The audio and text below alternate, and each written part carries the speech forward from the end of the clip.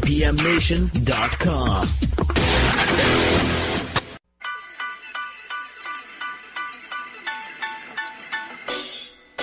Trumpy fights the battle to have it all. Craves 6 billion to build his wall. Standing unattended and clutching his crown while his wall comes a-tumbling down. It's an inefficient and medieval plan. It would accomplish much less than nothing. It's an idea from a foul-con man, and his wall is a failure bound. Most illegals are coming here legally and then deciding they don't want to leave. A wall will not accomplish diddly, but he's got a fairy tale to weave. He looked at Speaker Pelosi then, where she supported him so then. She countered with the no and threw in the frown, and his wall came a-tumbling down.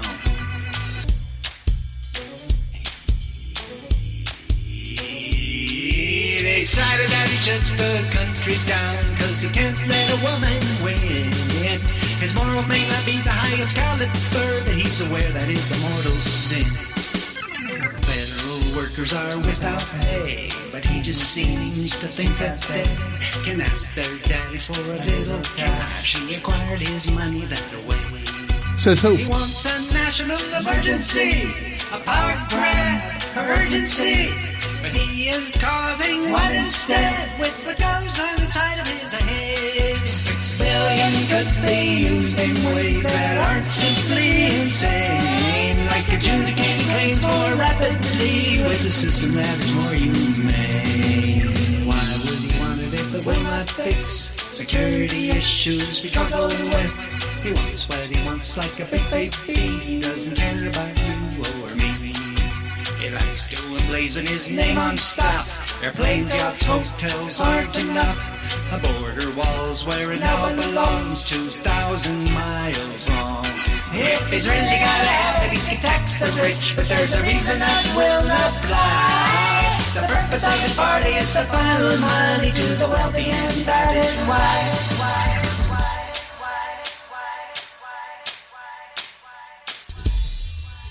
Most Americans don't want a wall, just smarter border policies, that's all. His approval rating, like his hand, is small, and his wall comes a-tumbling down. Trumpy fights the battle to have it all.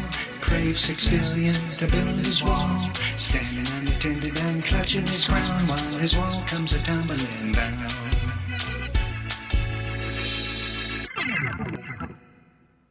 Welcome to Broken Matt Hardy's Woken Word of the Week. Yes! This week's word is salubrious. It is an adjective and it means health-giving.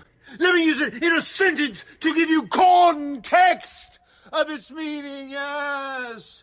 My tub that is hot is salubrious and very beneficial to the restoration of my vessel. Yes! Therefore, I can move into the future without fear, because fear is only a 4-letter word. There are 3 E's in delete. They stand for educate, entertain, and enlighten. You, the audience, have just experienced that trio, yes.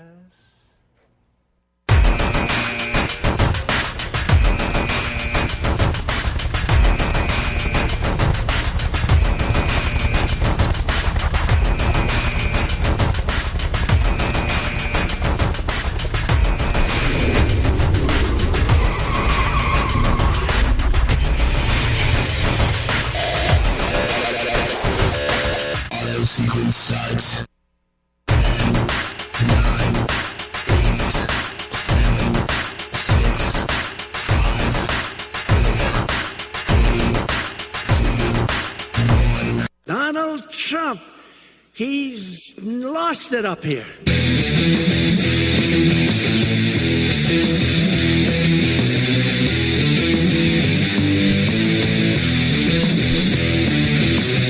Hello, everybody. Welcome. It's that time again. Matt Connarton, Unleashed in the Afternoon, live on WMNH 95.3 FM, emanating from downtown Manchester, New Hampshire. Streaming at WMNHradio.org. You can also watch on Channel 97 on Comcast if you're in Manchester. And, of course, you can watch on Facebook from anywhere via Facebook Live on the Matt Connarton Unleashed Facebook page. Today is Wednesday, February 13th, 2019. 603-250-6007 is the number to call. And Jenny is here in the studio. Hello, hello. She's also in the Facebook Live chat. I am. As well as Christian Cunard and I'm magical that way. Dr. Jeff Cassell. Yes, you're in multiple places at once. Yes, yes. Well, that reminds me of something. So yesterday, was it yesterday or the day before? It all gets to be a blur. Oh, by the way, before I go any further, coming up in the second hour, we're going to be getting a call from Ben Geis. I'm not sure if it's just going to be Ben by himself or other members too from the band Leaders of the Shift. They've been on the show several times, and they're going to be they're out on tour right now. They're going to be giving us kind of a road report. But so we were talking. It was yesterday or the day before about Rick Wiles. This was from rightwingwatch.org, claiming that the New England Patriots won the Super Bowl because Tom Brady's wife. How do you say her name?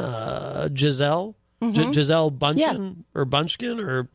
I'm not sure how to pronounce her maiden name. Apparently, but it is Giselle. Apparently, she's a witch, according to Rick Wiles, and that's what allows Tom Brady to win all these Super Bowls.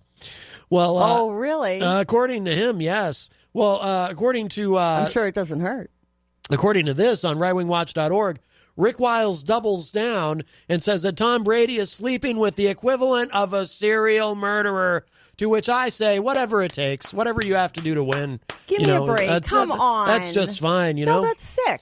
It's wrong. Well, it's disgusting. Well, how can you prove that Giselle Bundchen or Bunchkin or however you say her name has never murdered anyone?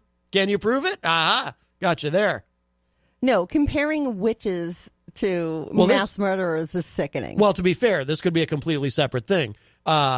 She could be a witch, but she could also be a mass murderer. I highly doubt that. I mean, for all we know, you know, I think that people look for any excuse in the world to try and figure out why the Patriots just keep winning. You say that now, but then what if tomorrow there's breaking news that the Patriots are going to win again? No, that Giselle has been caught like stabbing a bunch of people or something. You're going to have egg on your face, just like the Super Eric Bowl, Gagnon. The Patriots and oh my goodness! Well, the annual Patriots event where they invite another team to come play. Wow, that's well. Let's listen to what. Why not? Well, no, that's fine. I mean, I don't have a dog in the fight. I'm not a. You are an awful New Englander. I'm not a football enthusiast, as we say. It's not about that. This could be being a New Englander. We're getting a call. This could be Giselle right now calling to tell you off. No, she might be. She might be calling to confess to her crimes. All the people she's murdered. Well, I'm just speculatively speaking. Oh, and there's no one there. And you lost. She probably got nervous. She was like, "Oh, they're on to me." Maybe. She'd probably say that with an accent. You gotta watch it. You're gonna get hexed. Isn't she like a foreigner or something? Isn't she from another country, Giselle? Yes. Is she here legally? That's what I want to know. Build that wall. Against what? I don't know. You don't even know. That's right. You just pulled that out of your butt. It doesn't matter. I'm just feeling patriotic today. Build that wall. If you're going to feel patriotic, why don't you support the Patriots? Oh, no. Well, I do. I support the Patriots. I just don't support serial killers. I was yelling at the computer screen by myself. You were not there watching the Super Bowl. I'm concerned. Let's again, I'm just going to play this audio. All witches rise up and support the Patriots. Let's listen to Rick Wiles explain himself. And as I like to say, let's listen not only with open minds, but with open hearts. I got an open trash chute. Well, let's hear what he has. Let's hear him out. All right, here. Whoop, if I can get it to play. All right, here we go. Demons are in the way. What I'm saying as a pastor is that there is a spiritual dimension to this, that because whoever you have sexual relations with, you're having a communion. Yes. Your two bodies are coming together, and that's why God prohibits fornication and adultery, and sex is only for inside marriage. The reason for it is because two people are coming together physically. They not only come together physically, but they come together spiritually. Yes. All right? And so that's why I said this is a really serious problem, because Tom Brady, he's married to a woman who is practicing witchcraft. And I pointed out that God equates witchcraft, sorcery, with murder, with lying, adultery. I mean, Revelation tells us, all right, 20. I'm convinced she's a murderer. You're full of it. Let's go to the phones. Hi, welcome to Matt Connarton Unleashed. Who's this? You got to get a call screener, dipshit.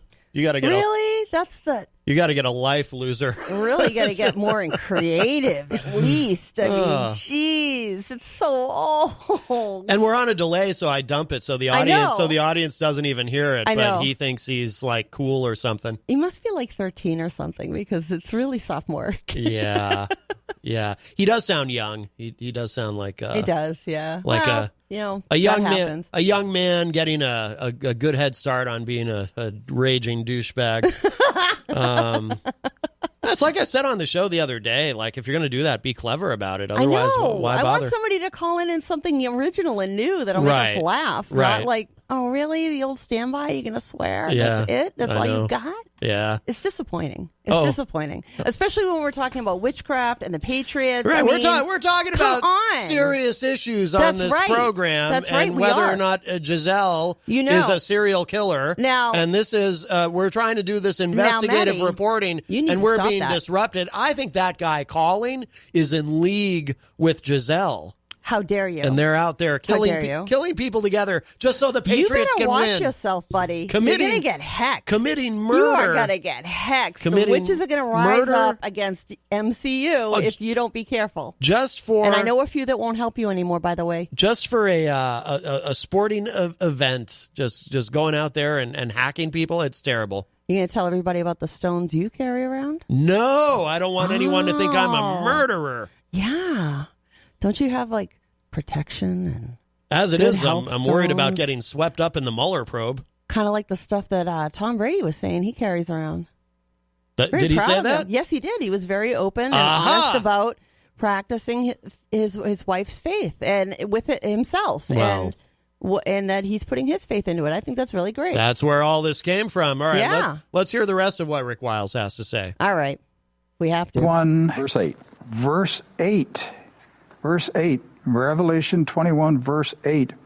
But as for the cowardly, the faithless, the detestable, as for murderers, the sexually immoral, sorcerers, idolaters, and all liars, their portion will be in the lake that burns with fire and sulfur, which is the second death. So, sorcerers are witches. Yes. Hey, let me ask you this. What are you going to play? You going to have the Super Bowl in a lake of fire? That's not going to work. Maddie, you're going to be in there. You're a sexual deviant. I'm not going anywhere near the lake of fire. I'm a klutz. I'll fall in and burn. You're a sexual deviant. You're going in, baby. I don't even like handling things that are sharp or hot or anything. You're going to burn, baby, burn. I don't even like football. How dare you? So my position is, all right, would you sleep and have sexual relations with a murderer? Would you crawl into bed with your spouse who whispers in your ear, I am a serial murderer? How fast would you get out of bed? Well, I guess in the case of Tom Brady, he'd just be like, well, will you murdering people help me win another Super Bowl ring? How dare you? I guess we know where feed into that where his bull. Priorities are. My goodness. Bull. My goodness. How dare you? This is Rick Wiles. He's a respected... where are you sleeping tonight, buddy? He's a respected... I'm not aware of you being a serial killer. Well, are you? He did say that you are a sexual deviant because I know for a fact you engage in coitus. Look, except for the occasional Thanksgiving outside growing of up, marriage, I've never even really played an actual game of football. How dare you? Oh, no, I was referring to the coitus. As a gazelle. You'd be out of that bed right away. Right. All right. So when your spouse whispers, I'm a witch, you better run just as fast. Oh, my. Well, there we go.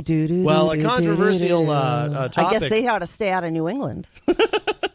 Oh, yeah. We have a lot of witchy people around here, and they're really great. Oh, Fred shared something fun. Oh, hello to Henry Noel. I haven't seen Henry in there. Hey, buddy. Facebook live chat in a while. So Maddie, back to the issue at hand here. Since you've raised this issue, what are you going to do about your personal I know you happen to hang around with a lot of people that do witchcraft and, divination. I don't know what intuitive reading. I don't know what you're talking about. What kind of mumbo jumbo are you hanging around? I am. What do you got in your pocket? I hang around with the Lord. What do you got in your pocket, buddy? Let's hear this song. I don't think it's a pocket cross. Well, let's hear this song by Roy Zimmerman that Fred dropped in the Facebook live chat. I love Roy Zimmerman, and this might help set us right. Here, let's listen to this. Back when the pilgrims landed on these rocks, they thanked the Lord and they wrung out their socks. They were escaping those religious tyrannies. So they said, geez, let us worship as we please. They knew the strictures of their scriptures would never fail them. And so they started lighting fires on the pyres in Salem. Freedom to oppress in the name of righteousness. Religious freedom to scratch where it itches. Religious freedom to burn our own witches. Y'all know the story of the first Thanksgiving. Historical origins of Martha Stewart living. They feasted with the Wampanoag on that shore, and then wiped out the Pequot in the Pequot War. They knew God sent them to this Eden among the heathen, to say, convert to our dear Lord, or you won't be breathing. Freedom to oppress in the name of righteousness. Religious freedom to scratch where it itches. Religious freedom to burn our own witches.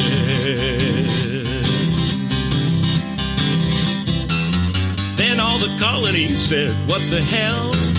We don't need a king, let's ring the Liberty Bell.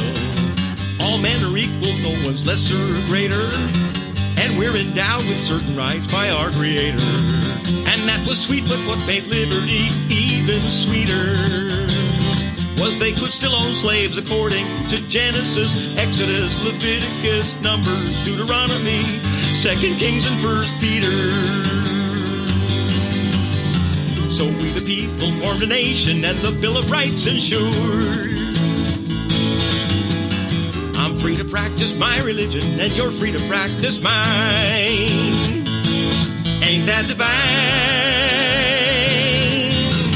Slavery opened up a national wound. Much blood was spilled before the Union reunion. They saved a nation in that Civil War. Our fathers brought forth war in 7 years before. But some were certain they could hear the Almighty saying, don't mix the races, segregate, and start KKKing. Freedom to oppress in the name of righteousness. In the name of righteousness. Freedom to persecute in a biblical pursuit. Religious freedom to burn. But separate is not equal, the Supreme Court found, and they struck all the segregation laws down. They found that marriage is a basic civil right. The law can't break into your bedroom late at night. Still, some say we will not heed unelected judges. We know we're righteous and our bigotry never budges. Freedom to oppress in the name of righteousness. Religious freedom to scratch where it itches. Religious freedom to burn our own witches. Religious freedom to scratch where it itches. Religious freedom to burn, burn, burn, burn, burn our own witches.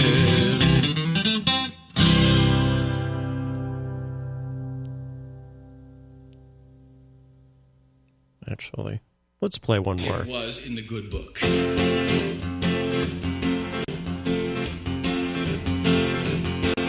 A want a marriage like they had in the Bible. They had in the Bible. They had in the Bible. I want a marriage like they had in the Bible because the Bible tells me so.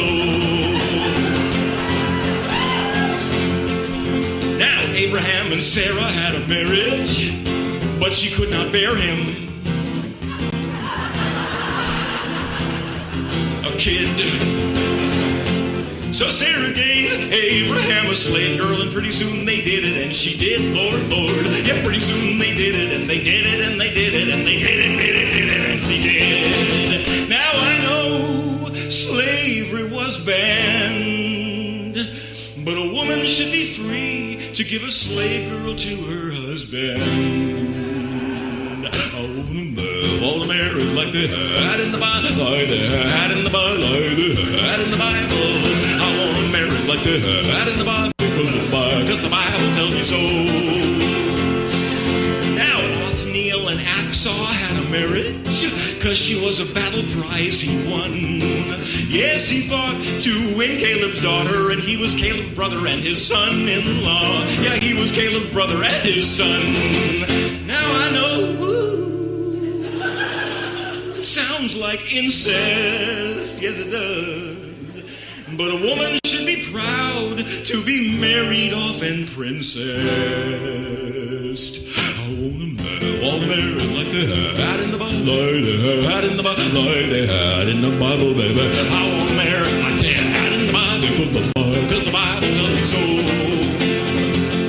Now if two brothers live together and one dies, the other brother must marry his brother's widow. For this is pleasing, yes, it's pleasing in God's eyes. And if he should refuse, then she should steal his shoes and spit right in his face. It's right there in the Bible. Now Jezebel and Ahab had a marriage, and she began usurping all his power. She was wicked, of course, but he could not divorce her, so he had her thrown right off the tower, Lord, Lord, and sent the dogs her carcass to devour her. Now I know. Sounds excessive. But a woman should submit to her husband or be made a mess of. A woman won't marry like they had in the Bible, because the Bible tells me so. Now if a man should take a woman to be his, and if it turns out he thinks she's not a virgin, well, then her parents have a chance to prove she is, and if they let her down, then... There you go. Thanks for sending those, Fred. No more, please. That is Roy Please, Zimmerman. No please, the great Roy Zimmerman. No more. What? No. You don't like Roy Zimmerman? Not so much. Why not? I don't know. I'm just not into country, twang-twangy. That's not country or twang-twangy. There's nothing twang-twangy or country about that. I think it was. And he sings about how he wants a marriage like that in the Bible. Isn't that nice? No. Oh, okay. And burning witches and all that. You want one? No, I don't. Well, there's quite many different kinds of marriages in the Bible, I think. Well, what kind of marriage do you want? I don't really want a marriage. I didn't think so. I've never been married. Since you're talking about it, I mean, you're bringing it up. And by the way, hello to John Heichel in the Facebook live chat. I don't think John's ever been married either. I don't think so. No. We got a few friends, I think, that have dodged that bullet. Right. I cut mine off like a bad appendage. There you go. Yes. So, I saw that Fred in the chat was also wondering about your stones. Oh, by the way, hello to Ed Boyle in the Facebook live chat. I think you're trying to avoid talking about your stones. No, I just said it's not something I need to talk about. Why not? But you can talk about yours. You've got yours out there. See, I figured I might as well take them out. You got all kinds of stones I do have there. lots of stones. These are special. These are from my girlfriend Donna, who might be listening. Hey, Donna, in New Mexico. She actually is near a mine and sends me the actual raw stones. Really, a mine? Phenomenal. A mine. Oh, I thought you said mind. No, dear. I was going to say. You need your hearing checked again. Okay. I'm not going to draw cards on you today. I got the cards out, but I'm not going to draw cards on you today. Why not? I just don't want to. Oh, fine. Maybe I should put your stones on a leash. Oh, well, see? Well, that's if I wanted that, I'd get married. Yeah, no. That's what happens. We weren't doing that, remember? Right. Stop swearing at me on air. What? Yeah. That M word. Jeez. I know. Well, stop it. Yeah. Let's see. Let's shift gears because I have something interesting here regarding the Mueller investigation that doesn't get talked about a lot because, as we know, it's people who object to it would actually there is a plethora of information there, so you're going to have to be more specific. Actually, there's a great segue here because people who object to the investigation call it a witch hunt. See? Oh, give me a break. There's a segue. One of these witch hunts where you just walk out of your front door and all the witches are just landing in your front lawn. Right there in the yard. But, give me a break. We have better things to do. But there are... Well, I'm not even a witch and I say that. All right. But we're now up to, I think, somewhere between 30 and 40 separate indictments in this alleged witch hunt. So wait a minute. Wasn't there a story a little while ago about people... supposedly we're going to do spells in order to bring Trump to justice? Yes. Could this be the witch hunt they speak of? Maybe. They might be talking about witch hunt in a completely different manner. Exactly. See? Read between the lines there. Well, the Mueller investigation is... conspiracy. Is obviously very, very expensive. But one of the things that happens in an investigation like this is a lot of money is also recovered. USAtoday.com has a story... Do we get it back? Well, it goes back to the, it goes into the Treasury. Oh, so we don't get it back. Never mind. Not directly. Yeah, I was trying. But USA Today has a story up. Yes, the Mueller investigation is costly, but the millions seized from Manafort have it on track to break even. So in other words, it's not actually costing the government anything to conduct the investigation, and justice is being served to people like Paul Manafort, who clearly are criminals. So it says here, sometime soon, federal authorities will begin selling off what's left of Paul Manafort's life, a small fortune amassed through a decade of illicit lobbying work. When they do, the investigation into Russian election interference stands to breach an unusual milestone, bringing in more money than it has cost. But first, lawyers... That could be good. Yeah. And a criminal gets put into the who's cow. You mean a lobbyist who takes money for illicit purpose? Actually, he's already there. Goodness. Well, that's understating. Those things don't really happen. That's do understating they? What he's done. All these investigations. Why don't we ever have an investigation into lobbyists? Just a giant investigation into these people that line the pockets of congressmen, senators, state representatives, state senators, politicians all over the place, and basically screw us all over. Well, not all lobbyists are bad. I haven't met many. Oh, well, there's a few I like, but very few. Yeah. From my experience. That's why we have to be careful about that. Like people, for example, who lobby for the legalization of cannabis. I'd say those are good lobbyists. Correct. So, but those that lobby against enhancing penalties against pedophiles who want to prey on children under the age of 18, I would say are really terrible lobbyists. Right. And the kind of people that are hanging around, you're elected officials, guys. That ain't fake. That's real. So it says here, first, lawyers working for special counsel Robert Mueller must reach a deal with another set of opponents, including the Trump Tower Condo Board. A handful of banks and the Trump Tower Residential Condominium Board have lined up to argue that they're entitled to parts of the properties and investment accounts valued at about $26.7 million that the that the former Trump campaign chairman has been forced to give up as part of a plea agreement with Mueller's team. Included in the package of New York real estate is $7.3 million compound in the $7.3 million compound in the Hamptons and a $3.8 million apartment in Manhattan's Trump Tower. Many of the claims could be resolved as early as this week, according to court documents. When they are, the investigation Trump has dismissed as a witch hunt and a waste of money will more or less have paid for itself. Mueller's probe has posted costs of about $25 million so far. Exactly how much the government stands to collect will turn on how much money how much of his property, referring to Manafort, must be turned over to banks and others and to New York's fluctuating real estate market. In addition to Manafort's fortune, the government stands to collect about $1.9 million from other people charged as a result of Mueller's investigation. I don't think it's going to make enough of an impact, any money that they do get, especially when we're looking at news reports telling us the American debt is now at $22 trillion. Oh, yeah. Under the Republican watch, who claim to be the party of low taxes, low debt, yet the debt continues to summarily rise. Oh, of course. So where do you think that money's going? Anywhere good? Well, it just goes into the Treasury. And that's pretty much not a great place because it doesn't hardly get back to us.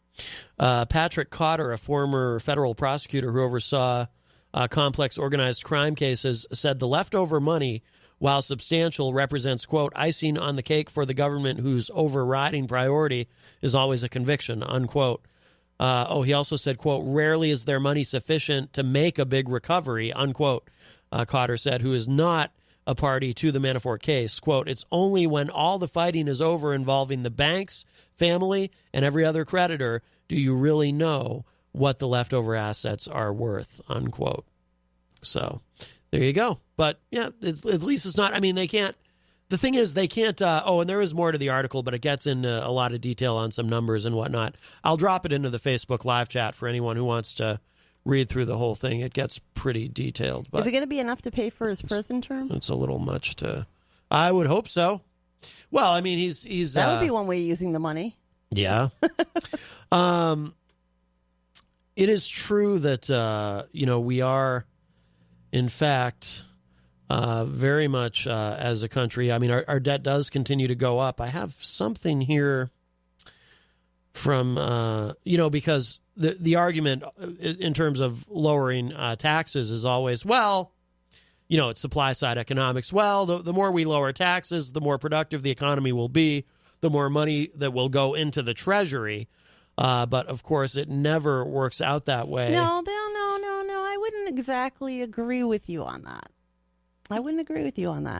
No. I mean, take, for example, the scholarship programs that some states are running, like your own state right now, where money in the form of less taxation on businesses is utilized to fund scholarships for children to go to schools that are outside their zip code, or perhaps even in homeschooling situations. So in that situation, you see the benefit. No, but I'm talking about in the macro. Well, a company gets charged less money in taxes. Does that mean they have more money to invest back into their company, and maybe that equates out to more jobs? I think so. I think it's wrong to say that reducing taxes doesn't benefit our economic system. I think that's not true. No, it doesn't. I mean, it's a nice theory, and it's what Republicans use to sell to us about why we have to keep cutting taxes for the rich, but it never works out. I'm not talking about taxes for rich, as you want to put it. I'm talking about business taxes. When we tax our businesses less, they have more money to invest back into their companies, back into more employees. Expansions occur. I think the that's only way an true expansion occurs of is if small a company business. has not even just small companies. There's a company I'm aware of right now in neighboring Concord that has over 3,000 employees, and they're doing yet another expansion, which will lead to more people for more jobs, not to mention the construction jobs that are already there now for the expansion. So to say that reducing taxation on large companies doesn't benefit the public or our fiscal bottom lines when it comes to job security, job advancement. Oh, I'm not saying it doesn't have a stimulative effect. I'm just talking about the federal debt, the deficit.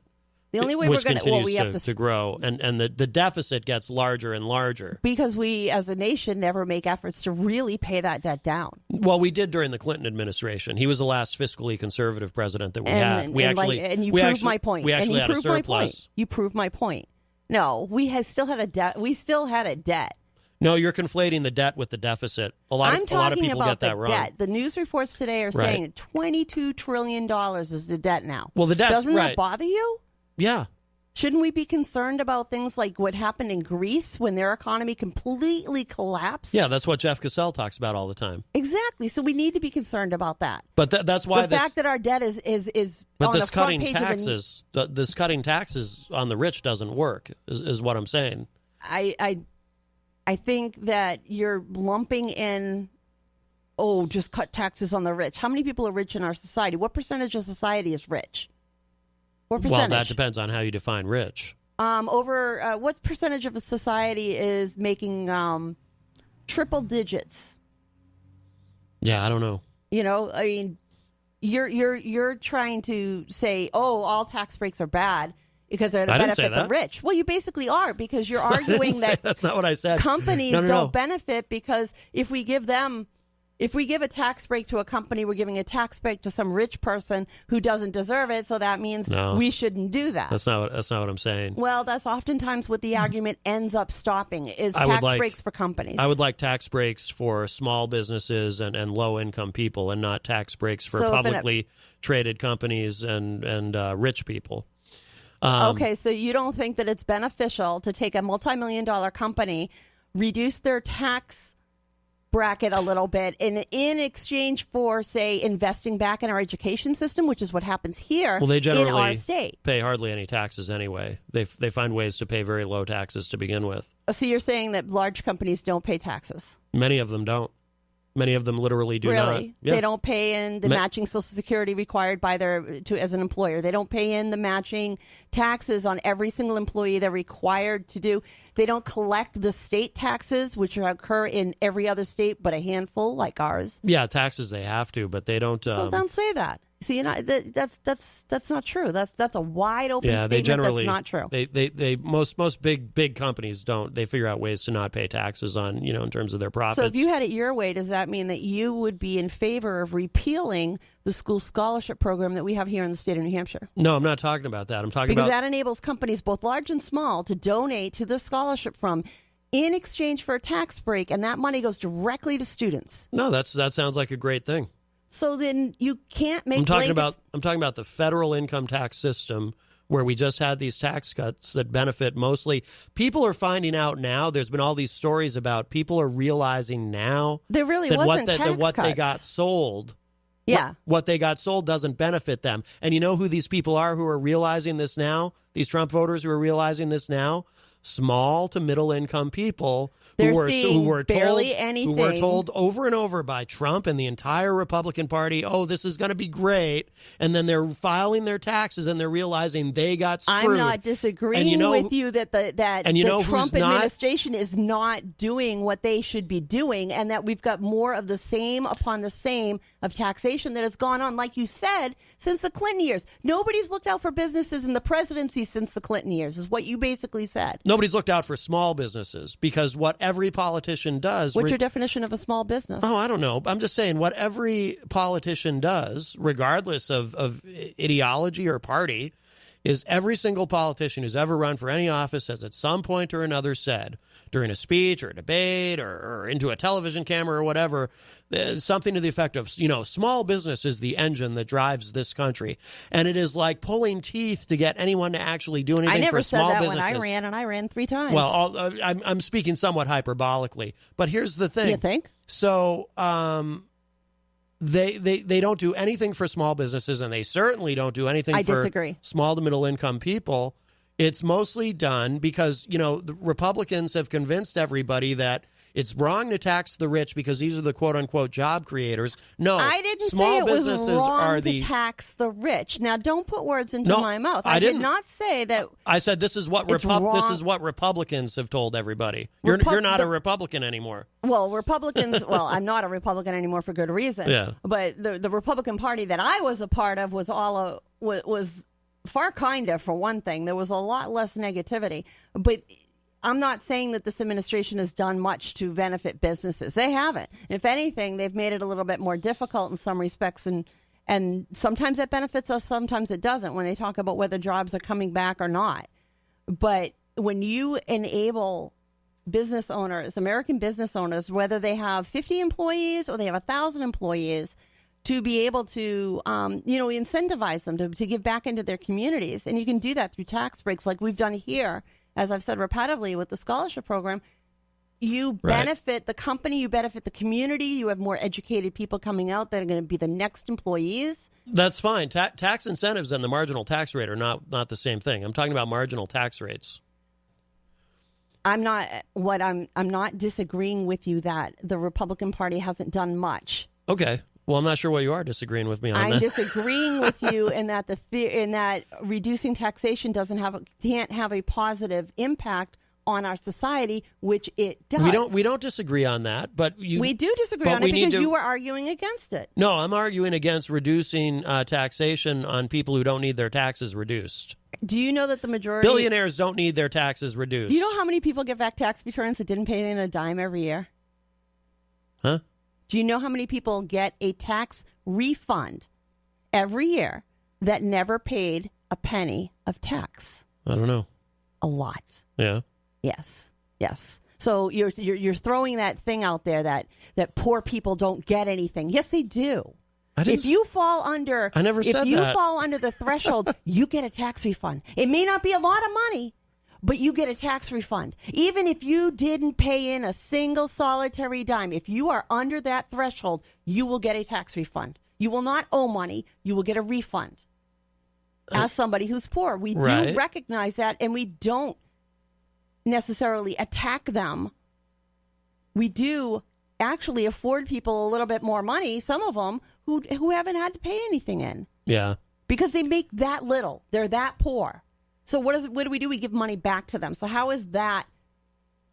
You know what I'm saying? That doesn't meet what your picture. Well, we it also doesn't fit into your picture. We have the working poor.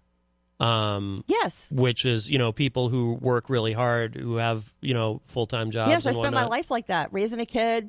And, and who typically are the ones to get screwed by our tax system because we can't tax rich people more. We have to keep allowing the middle class to carry that burden. Because we take it out of their paychecks. Mm-hmm. And now a lot of people would argue that that's taxation without representation because it's coming out of your paycheck and you have no say in what happens to your money. Mm-hmm. And that's where you hear the arguments about people who don't want to invest in war or don't want to be responsible for paying for abortions. Those where those arguments come from is where tax dollars are spent. Taken out of your check and spent whatever way the government feels to. Oh, Fred, if you're still listening, go ahead and call again. It'll work now.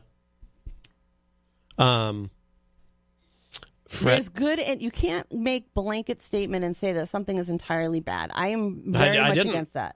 That's not what I did. No, I think you did. Fred, is that you? Yeah. Hey, Fred. Hey, Fred. Hey, how are you? Good. Fred Boenig from thedailyripple.org. How are you, sir? Okay. I'm fine. I'm just listening, and it's interesting because factually, the middle class was created under a very high tax rate. And since they lowered the tax rate under Reagan, the middle class has actually shrunk. What we found about the tax cuts was that the corporations didn't hire more people because actually less jobs are being created under Trump than they were in the first 2 years under the Trump than they were under the last 2 years of Obama. So if there was supposed to be this big bump from getting all these tax breaks for the hiring, that would have jumped, but it didn't.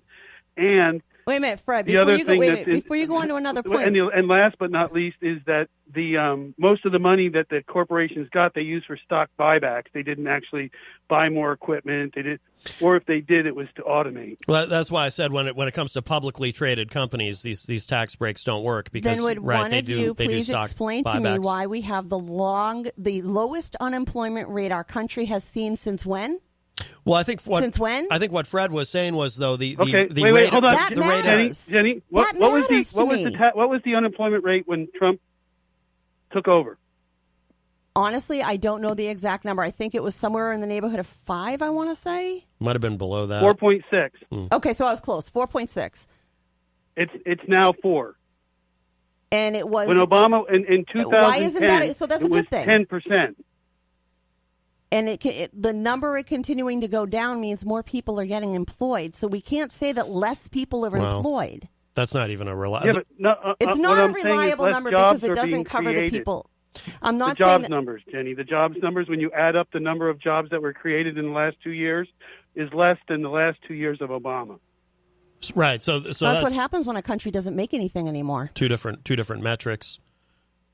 It's really upsetting. I agree with you. But that's the reason why they're not making anything anymore is because they've offshored it. And the highest amount of offshoring has happened under, in the last 4 years, has happened under Trump. More companies have left.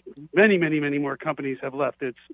That's another fact that I'll present you with the evidence if you need it. But so what's going on is they gave the money, they let them bring back money, but then they paid themselves again, just like, because they didn't put restrictions, which you are 100% right, that if you give tax incentives that say, hey, if you hire 50 people, we're going to cut your taxes. But they didn't put any of those kind of restrictions in. Right. That made them actually do something that helped people, so they just kept the money. That's the problem. Which is where you and I absolutely agree in that I think that when we're going to change our tax structure, we need to do it in a way that incentivizes companies and individuals to be able to reinvest in our communities. Right. That's what the Democrats wanted to do, but you see, the Republicans wouldn't do that when they were in control of the Congress, when they were trying to do this tax bill, which is why none of the Democrats actually voted for it. A lot of the Democrats, though, they want more money to throw at their special program. I've watched it time and again. I remember Congressman Hodes sitting there going, I'm going to put more money into battered women. Really? Where are you getting the money from, buddy? And how are you doing this program? Playing. And he was creating this program that was not funded and wasn't going to have anything, when our local program does a heck of a lot more for the people in our community that need those services. All he was doing was blowing hot air at us. And I'm tired of Democrats and Republicans alike doing that. And that's what we've been living under for so long. Unless we stand up and say something and demand changes and tell Democrats and Republicans equally that we're done with their rhetoric, nothing will ever change.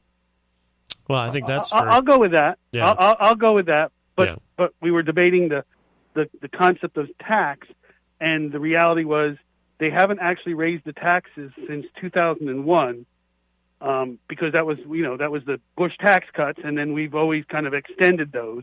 Right. So and prior to that, Obama and didn't I posted extend in those. the Facebook Live the tax rates. When the tax rates were the highest, that's when we built the infrastructure in the country, because it was after the war. We taxed it because basically all the people that made money off the war had lots of money. So they taxed them, and that's when we built the interstates. That's when we built schools. It wasn't that's just when, that, though. It wasn't just that. Work. Remember that but without society, that, we had textiles. we don't have the money to do that. Remember, though, that wasn't just that. It was also the effect of our society. The United States was building things then. We were building cars. We had factories where clothes were brought out. My aunts worked as seamstresses, and I had a lot of family members that worked in the shoe industry or down at the naval shipyards. We were making things. We were building things. We were creating things.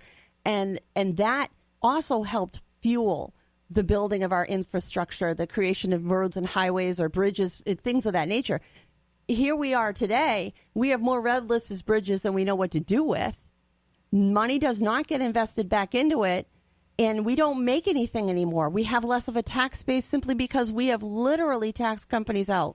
They left, they took off, they went somewhere else. A lot of that's because of automation, too. Automation has an effect, but when a company does some of its automation and they decide to pick up all of those millions of dollars worth of equipment and move it somewhere else, there's a reason. And we need to work on keeping them here, because we don't do anything anymore. We gave them also, we gave incentives. We did it wrong. For, we said, come to our town, and then we gave them all these tax cuts, and then they moved to, Right. Ireland or something. I agree with you. I Yeah. agree with you. Whereas, like the incentive for the school scholarship funds, there's an incentive there to continue to keep giving, because you're going to continue to get that tax incentive, the reduction, and you're benefiting your own company because you're contributing to the education of the people that are going to be your workers tomorrow. These are the people you need to come work in your factory. Hello to Demetrius in the Facebook live chat, my old friend. And John Midas Manning, also known as DJ Midas, who has a show here on WMNH Saturday and Sunday night starting at midnight, Late Night Delight. He says, raise taxes on millionaires. Simple concept. Yep. No, I don't disagree. Yeah, and Matt, and keep in mind, some of the things like the fact that we give, grants and scholarships to students, which we should probably do, except the fact that they didn't put restrictions on the colleges, that they said, oh, you mean if we charge more, the government will give them more, and then they'll have to pay more back to us. And so they were basically, because they build these laws that don't restrict the other end of the giving. So you have a college going, I'm going to just keep raising my prices because the government keeps giving more money to these students. I've never thought of it that way. You got to remember, though, the government took away the ability for people to be able to get student loans in a lot of ways. I mean, you're forced into getting your loans through the government. You don't have a choice. You can't walk into a bank and say, hey, I want a student loan. It just doesn't work that way. You have to go through the federal system in order to get a loan of any kind. Because they're afraid because the one thing about that is that they can't default on it. So that makes it easier for people I disagree. A bank doesn't want to give you a loan if they know you're going to default on it. Well, of course not. But banks used to have no problem at all doing student loans. People people were encouraged to go to the local credit union to get a student loan for their student. There are still some, but you still can't get one unless you go through the federal system. You have got to. I brought my son through this just shortly ago, and if without those federal papers, he would have not been able to go to college. Period. And that's because because the government can charge a high interest rate, and they make tremendous amount of money from these loans, which it's illegal to default on. And I'm sorry, that happened it's kind under of a money Obama's grab watch. thing. And that happened under Obama's watch. They charge a higher interest rate than you could actually get from a bank, probably. But because that's what was the whole idea. That's what Elizabeth Warren wanted to do. That's what they wanted to do back a couple of years ago. Is Another they kept Democrat. saying, let's force these interest rates down on for these kids because they can't live under the burden. And colleges, again, like she said, when she went to school, it cost her $50 a semester. Ain't nothing for $50 a semester anymore. Right. Right. But if you can get a loan and go to school for $50 a semester, well, geez, I imagine you could get a law degree. Right. That kind of a thing. Yeah, when I went to school, I put myself through most of it. When my first, I paid for my college. I won a few awards when I graduated, but that sure as heck wasn't going to pay the whole bill. It was me paying my own bill. I went to a community college. And now the price of that of same education is probably $20,000 or $30,000 more, or $40,000 more. No doubt. Yeah. Yeah. No, you're right. Yeah. You're right. So that's what I'm saying. That some of these things that we need to pay for, the colleges should be subsidized by the government, by the people, and so should health care. I don't know if I want the government messing around in some of those colleges, because I'll tell you, the private university that my son went to was very kind to him and took very good care of him. And I don't believe that would have happened if all of the money was completely controlled by the government. No, I didn't say all of it. I said that they would subsidize them and restrict the amount of money they can actually charge. But the fact that if they got money, they would raise their price so they could get even more money. But it's actually I'm sorry, but I'm going to disagree with you. It's actually the opposite, because when these private universities don't get money from a federal source, they get it from their alumni. My son and many other students after him and before him benefited by a fellowship that was offered through the university that he went through, that was funded completely by alumni. You want them to continue funding things, you have to have the need. You get the government to step in and go, here's a plate of money.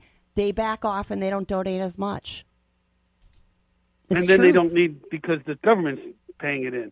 But what's wrong with private citizens doing that? But why? Somebody's paying for it. In other words, there still has to come to a point where the colleges are inexpensive enough that American kids can go to school and get an education to compete in the world, that other countries like Canada, like Israel, like all these countries, they subsidize their colleges so that their kids can go to school and not come out full of debt. The problem with that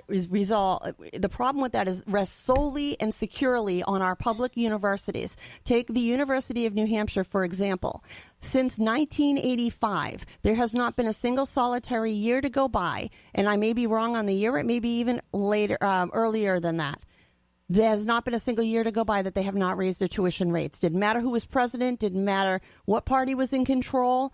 Every single year they've raised and raised and raised and raised. And the students aren't benefiting by that. More students can't go to a public university because they can't afford it. And our public universities have consistently raised their rates for decades.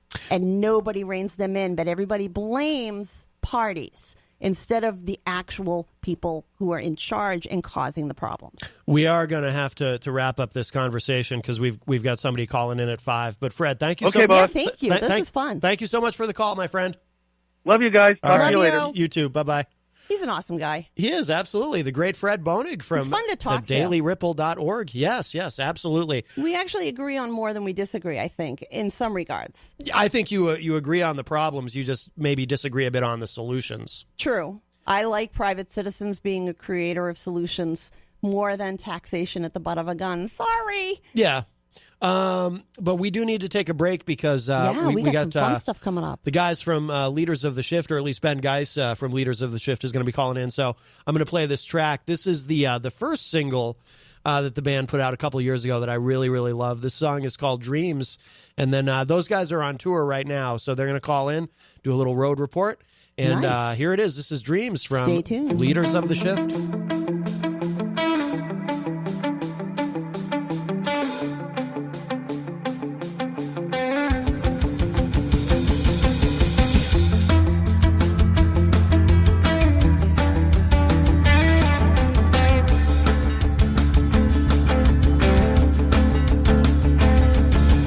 Time stops leaving as we're walking out.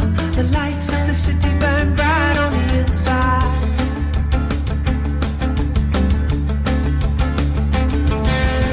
Everybody wanted to be far, not near.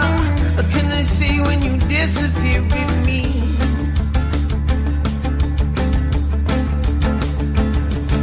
But we can break it down from your right to your left, from your up to down, just to give me your best shot.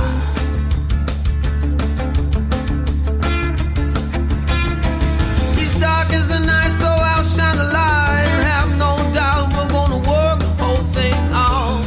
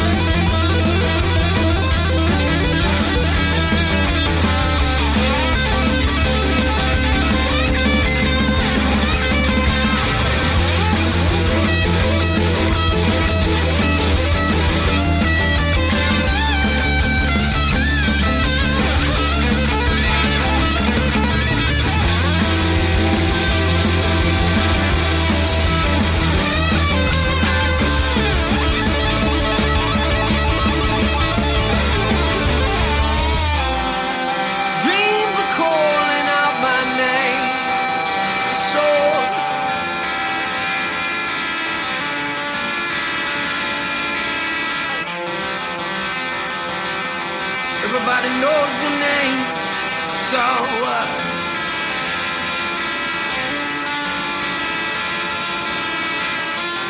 I heard it on the southern wind of my soul.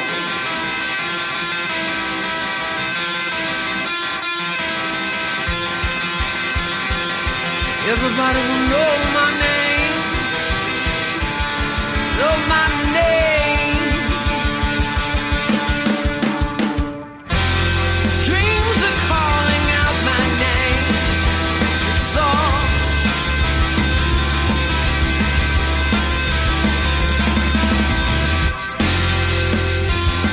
everybody will know your name, sold out.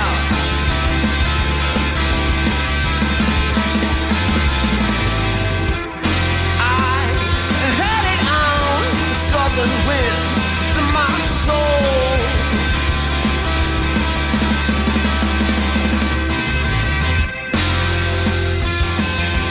Everybody will know my name. Yo, show me your word.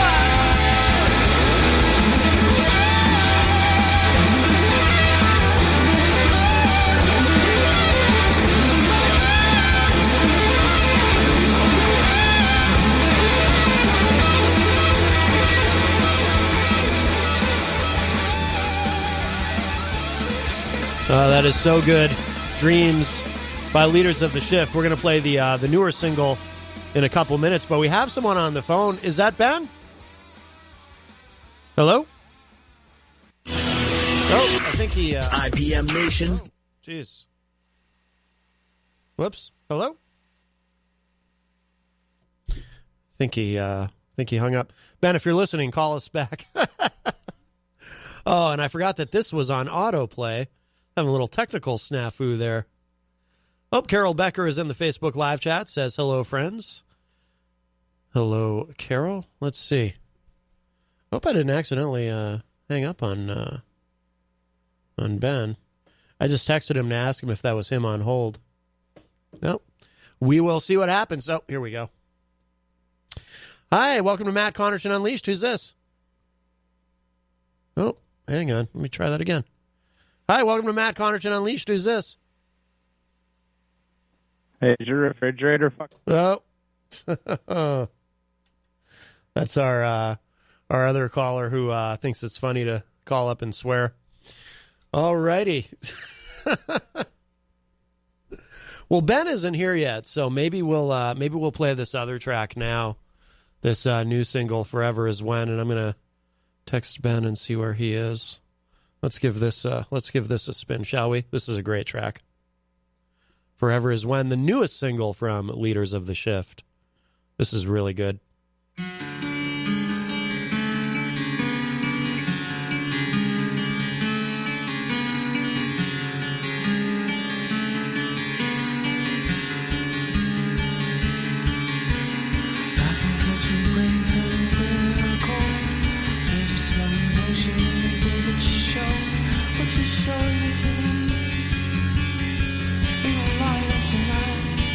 It's all the same.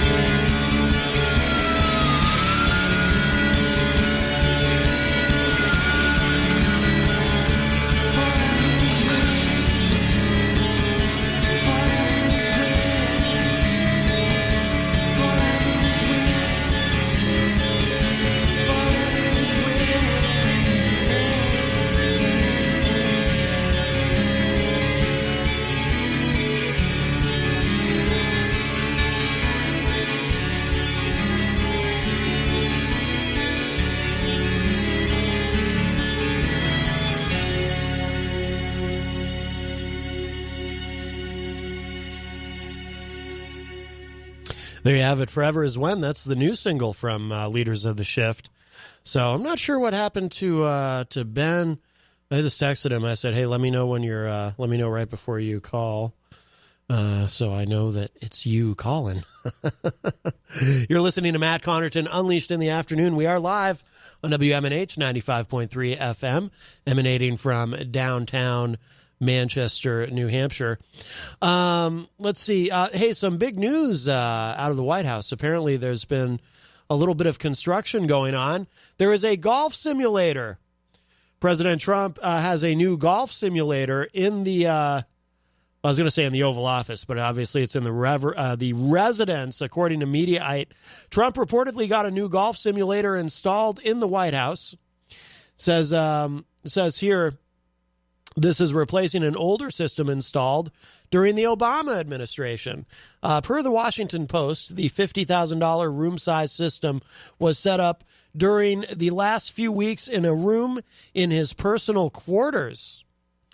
The White House official who spoke on the condition of anonymity to discuss details of the president's private residence says Trump had paid for the new system and the installation personally.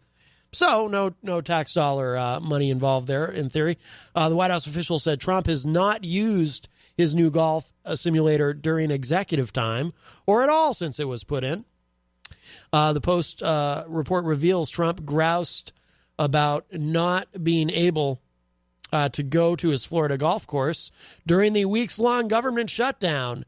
After the shutdown, After the shutdown, the president golfed at his Florida club earlier this month with Tiger Woods and Jack Nicklaus.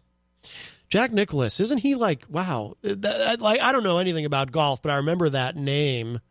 Let's see. Michael Benedetto in the Facebook live chat says, "Hey, Matt, didn't see the beginning of the show, so I'm not sure if you talked about Ilhan Omar.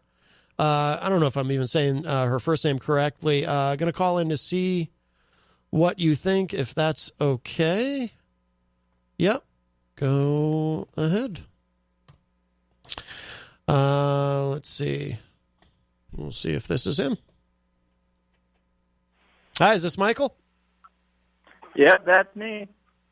Really? That's me, Mike from Pittsburgh. Mike? Did you guys cover anything on Ilhan Omar earlier in the show? No, we didn't. Oh, so I guess I want to get your thoughts on that. Well, let's get your thoughts on it. What do you think? Well, I mean, they said it was like an anti-Semitic thing because she said all about the Benjamins or whatever. But do you have a gluten-free menu? I have celiac disease. Yeah, I kind of figured that was coming. I recognize the voice, but now I'm gonna. Oh boy, should I? No, I'm gonna be honest about it. At least that time. At least that time, he made a tiny bit of effort because he kind of. See, it's still not very clever though, because what he ought to do is come up with some sort of a character or something and do that. And then maybe we can have some fun or I can run with it. And I don't even know. See, the thing is, I hung up because I don't want him to swear and I can't trust him not to swear. But I don't know. Maybe he wasn't even going to. I mean, not that it matters, right? We're on a delay. I just hit the dump button. Nobody hears it anyway. But I'm willing to give him just this tiny bit of credit. At least he came up with a topic in the news. Like, I guess he must have paid attention to something. Maybe he's not a complete idiot. I don't know. But because he knew about that story and he took time to put something in the Facebook live chat about it. So, and I clicked on his, let's see. I clicked on his profile here.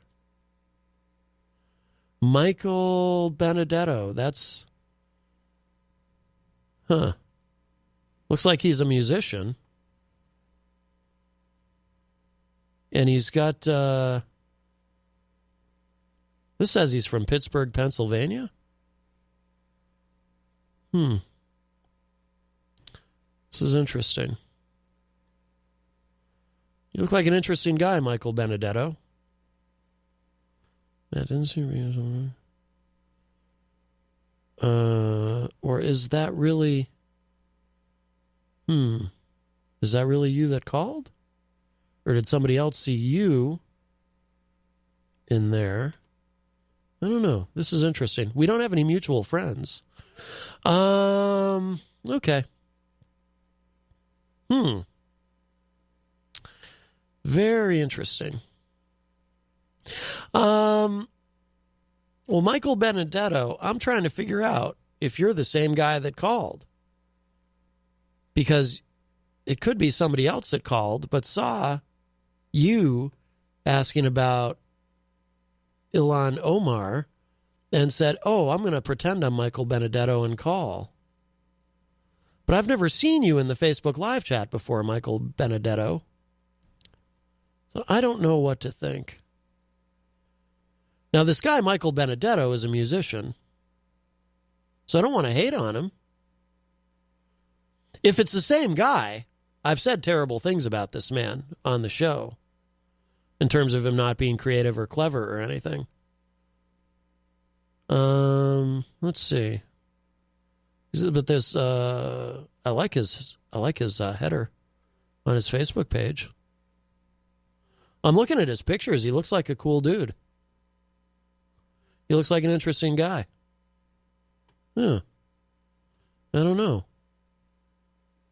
And yet he calls the show, if it is the same guy, he calls the show and he swears, which makes him a douchebag.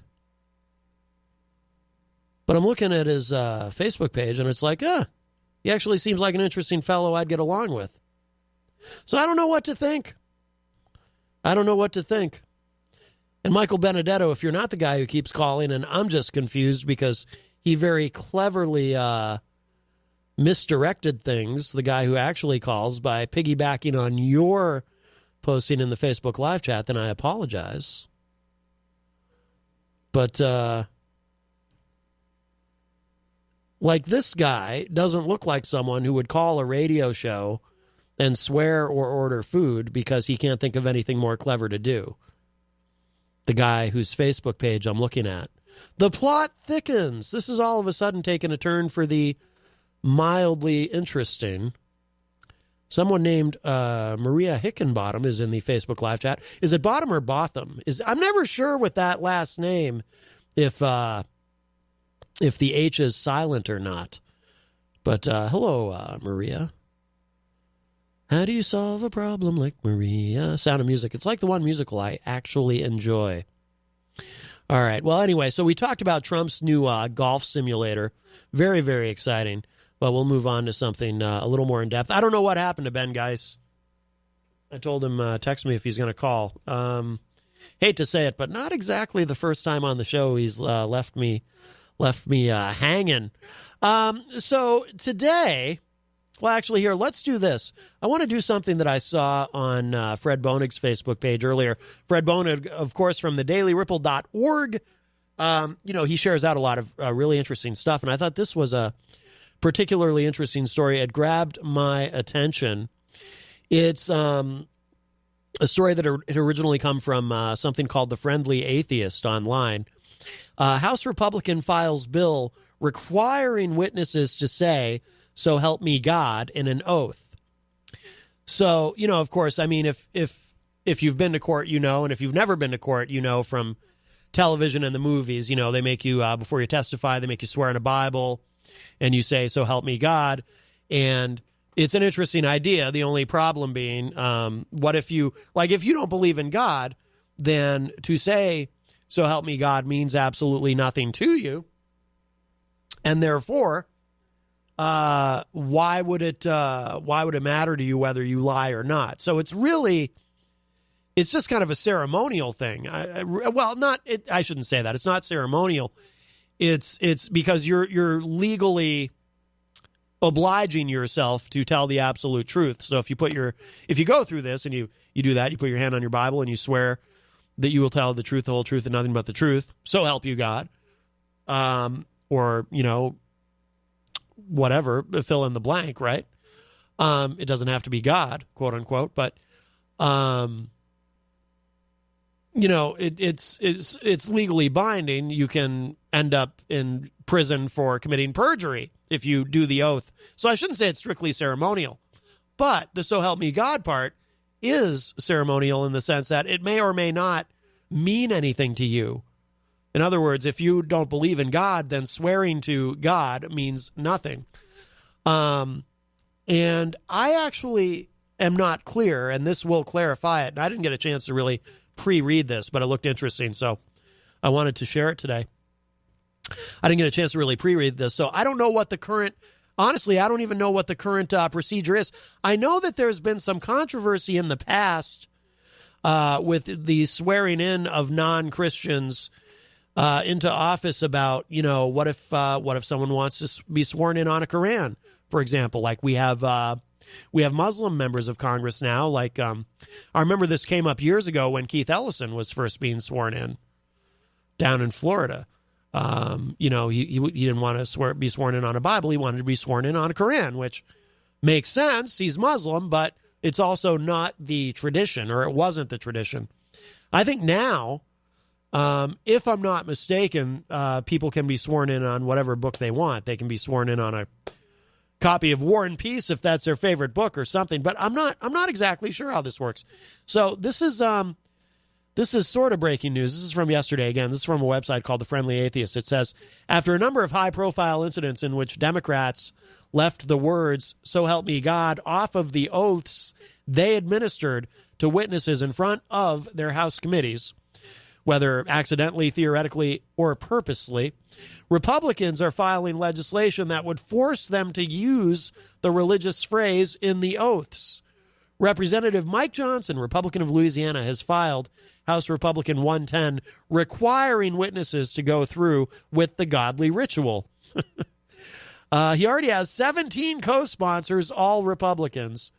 And it says here, as I've said before, and by the way, this is an opinion piece. Let's keep in mind, this isn't me saying this, but this is from the through the filter of this atheist website. It says here, as I've said before, this is absurd and unnecessary. Witnesses shouldn't be mentioning God in their oaths. They're not obligated to please God during a hearing. They're supposed to be committed to the truth, while politicians are sworn to uphold the Constitution. If you need God to scare you into not lying, as these Republicans apparently think, there are bigger problems in play. Well, I would have to agree with that. And I also think, although, it wouldn't bother me, like if I were taking an oath or something, and, I'm agnostic. But if I were taking an oath, I would not be particularly bothered if I were told, and I'm very committed to the idea of separation of church and state. But if I were told that I had to say those words, it wouldn't bother me, because my attitude about that has always been, I kind of tend to put, again, even though I'm committed to the separation of church and state, I kind of tend to put atheists into two very broad categories. And these are very broad categories, and this is an enormous hypersimplification, and I realize that. But just for the sake of argument, just how I've always kind of thought of it, I tend to put atheists into two broad categories. You've got atheists, your regular run-of-the-mill everyday atheists, and then you've got what I call militant atheists, who are the atheists who are really angry that there's, that taxpayer money is used in their little town to put up a nativity scene in the town square every Christmas or something, because they're offended. It's almost like they're not only do they not believe in God, but they're angry that anyone else does. Again, this is very broad, and there's, I'm sure, a million atheists who feel, somewhere in between, right? There's many, many shades of gray. I'm just saying, for the sake of argument, you do have the atheists who are very, very upset. Now, me, I don't even consider myself an atheist. I consider myself an agnostic. Let's not get into all that. And I know if you're an atheist listening to me, you're going, because atheists have this attitude that agnostics are stupid. It's like, because you have to pick one or the other. I think agnosticism makes sense only because there's a lot we don't know. There's a lot we don't understand. anything's possible. And I've had experiences with the supernatural, which we're not going to get into here. But because when I get into that stuff, I know that there's a certain segment of the audience that then begins to believe that I'm a little off, which is fine. I really don't care. But anyway, believe me, there's plenty of other content online that I've participated in that, if you're someone who is committed to the idea that there is nothing beyond what we can see and hear on this plane, then you'll have plenty of ammunition with which to be convinced by that I am some sort of loon. So we don't need to get into all that. But the point is, because I certainly believe that we're connected by energy and all that type of thing. And some people think even that is absurd. They won't even go that far with it. Even though I think there's scientific evidence to support some of that. Let's not get into all that. The point is, though, as an agnostic, my attitude would be, you want me to say this? Fine, I'll say it. Because to me, it's just ceremonial. It doesn't matter. I'm swearing to this oath. I'm going to tell the truth because I'm legally obligated to. That's the point of the oath. Whether or not I believe doesn't matter. What matters is whether or not I tell the truth. So I think this kind of thing is kind of silly. And it's ceremonial. The filing of the bill is ceremonial, right? It's just a way to for these Republicans to sort of reaffirm to their other Republicans that they're good Christians and they believe that we're a quote unquote Christian nation and all that. So that's what that's all about. But I just thought that story was interesting. I also this El Paso thing. Trump apparently, this is from Yahoo News. I'll play the audio. Trump had told a crowd, he had that big rally in El Paso at the same time that Beto O'Rourke, who could be, I don't think it's terribly likely, but Beto O'Rourke, who could be Trump's opponent in the 2020 election, also had a big rally. I guess they both had pretty big rallies. But according to this, and I'll play the audio once it's done loading this. Some of these websites, I know I complained about this the other day. Some of these news sites, like whether it's Yahoo News or some of these other sites, instead of just putting their video content onto YouTube or even Vimeo and embedding it into their sites, they insist on having their own proprietary video players that they use on their sites. And the problem with that is these video players that they use are usually garbage. They just function so poorly that you try to load this stuff up and it doesn't load correctly and whatnot. But Trump, I know this will shock everybody, but apparently Trump had some exaggerations in terms of what he had to do to put on this event and whatnot, and some special permission that he had to get allegedly from from the local fire department and all this. No, this will make sense when I play it. I'm just trying to make sure that it's actually going to play. Like I said, the Yahoo News website is pretty awful. Okay, here we go. I'm going to try to play this for you so you can hear in the president's own words. Thank you, El Paso.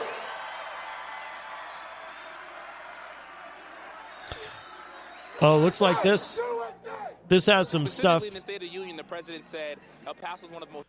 You know what? I'm not going to play this clip only because I'm realizing now it's got stuff from both rallies, and I just wanted to play what Trump said.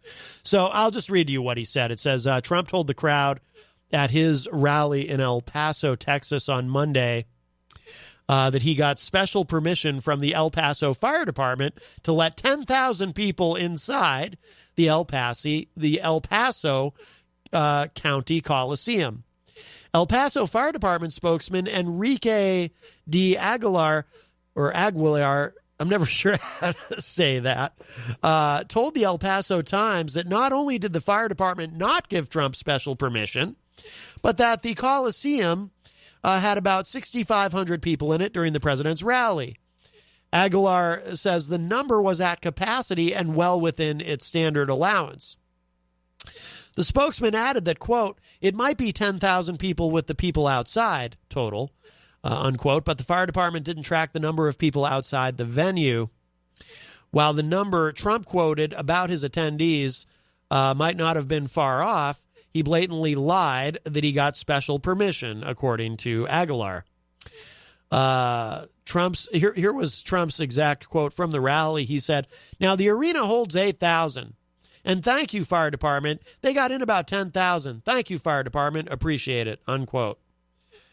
Trump also claimed 75,000 people signed up to attend the rally, according to ABC News. The rally was dedicated to advocating for the border wall between the U.S. and Mexico and didn't do much to mend the relationship between officials in the city and the president. And this gets into another part of the story. Trump had previously claimed El Paso was one of the country's most dangerous cities prior to the construction of a government-sanctioned fence dividing the city and Juarez in Mexico. Additionally, Trump's campaign has even circulated a video that alleges he made the city safer. El Paso was never one of the most dangerous cities in the country, as per the New York Times. The publication notes that the city, quote, has had a consistently lower crime rate than the average among more than 20 similarly sized cities, according to data from the Federal Bureau of Investigation, also known as the FBI, who is, of course, the president's enemy. Former Representative Beto O'Rourke, ooh, that was a Freudian slip, Democrat of Texas, who had previously challenged Republicans for a Senate seat, and other El Paso leaders led a counter-demonstration to Trump's rally on Monday. Trump addressed their protests at the rally and bloviated about the number of people in attendance yet again, saying, quote, a young man who's got very little going for himself, except he's got a great first name. He challenged us. So we have, let's say, 35,000 people tonight, and he has 200 people, 300 people. Not too good, unquote. And then he said, quote, in fact, what I would say is that may be the end of his presidential bid, unquote. Estimates of how many people were at O'Rourke's protest aren't exact, but the number appears to be at least 5,000, according to several reports. As the video above shows, there were clearly more than 200 or 300 people in attendance. So the thing about Trump getting special permission from the El Paso Fire Department, he just made that up out of whole cloth, apparently. Fire departments don't give anybody special permission to exceed the stated capacity of the venue or building, the rec hall, the concert hall, whatever it may be. Fire departments don't ever do that. That's not a thing. And, you know, I was thinking about it recently, and Trump just, because he lies so freely and so often, he reminds me of someone I know. Oh, I've got a message here from John Shannon. This might be John, is that you? Hello. Hey, John Shannon from Leaders of the Shift. How are you, my friend? Actually, this is Benny Bass. This is Benny Bass. Oh, it is? I'm using John's phone. Oh, you're using John's phone. I gotcha. All right. How are you, my friend? Oh, I'm good, man. I'm actually standing here looking at the ocean. Oh, very nice. So where are you? You guys are on tour right now, of course, Leaders of the Shift. Yeah, we're just hanging out in Naples, Florida for a day. And then tomorrow we're going to Ocala, Florida to play at a place called Pie on Broadway. Oh, very cool. In Ocala, Florida. Yeah. All right. And how long have you guys been on the road for this tour? I think it was right around, let's see, we did the first show of the tour technically was in Brooklyn. We did a show at Union Pool in Brooklyn with Sonia Kitchell on the 1st of February. Okay. And then we did Maryland, Richmond, and then we've had about 5 or 6 shows in Florida, maybe 7.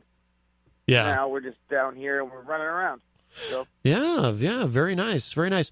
And you've got, is this your first tour as a 4-piece? Because I know you added a 4th member.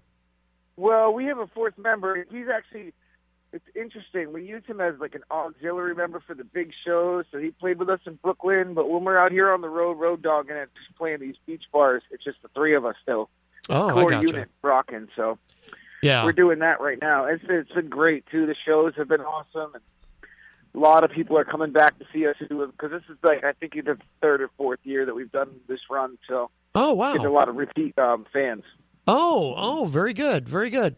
And then and you know I played earlier. I played the new single, of course, "Forever Is When," and awesome. Yeah. Is now what's the are you guys still working on? I know you've been busy touring, but is there still plans to put out an EP or an album? Or I'm kind of thinking back. Yes, there is. Actually, we're getting together. One of the things we're doing down here is we're meeting up with our friend Artie Kornfeld, who was created the original Woodstock Festival. Okay. And he lives down here, and we make an opportunity to visit with him every time we can. And he actually produced a couple more songs. He produced the Steady the Gun single. I think he premiered it for me on the local Outbreak a while ago. He produced that with us, and we got a couple other gems that are just kind of sitting there being tweaked that we worked on with him. So we're going to be talking to him about that while we're here, and we got a bunch of other music that's all finished. Oh, and very good. We're going to be putting out videos and lyric videos, like the Forever Is One lyric video on YouTube that we just put out. And, yeah. We're just going to kind of one at a time sort of let them out.